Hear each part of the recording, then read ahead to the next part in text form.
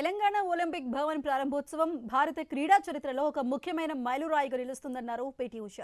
LB స్టేడియంలో Telangana Olympic association భవనాన్ని ప్రారంభించారు. మంత్రి వాకిటి శ్రీహరి, ప్రభుత్వ సలహాదారులు AP Jitender Reddy, sports authority chairman Shivasena Reddy, MD Soni Baladevi, association సభ్యులు, క్రీడాకారులు పాల్గొన్నారు. భావితర క్రీడాకారుల కలలను సాకారం చేసే కేంద్రంగా ఒలింపిక్ ఉద్యమాన్ని మరింత బలోపేతం చేసే వేదికగా నిలవనుందని పీటీ ఉష తెలిపారు. తెలంగాణ ప్రభుత్వం క్రీడల అభివృద్ధికి ఇస్తున్న ప్రాధాన్యత అభినందనీయమని కొనియాడారు.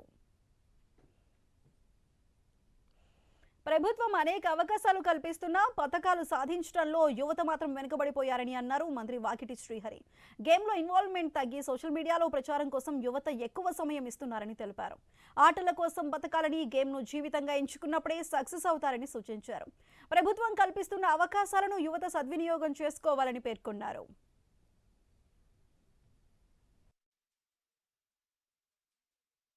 మన దేశం కాకుండా బయట దేశాల్లో 100 మీటర్స్ రన్నింగ్ లో పాల్గొన్నాను. ఆ తర్వాత రోజు వార్త ఈనాడు ఆ పేపర్లో ఉంటుండే, ఆ పేపర్లో చూసాం పీటీ ఉష గారు.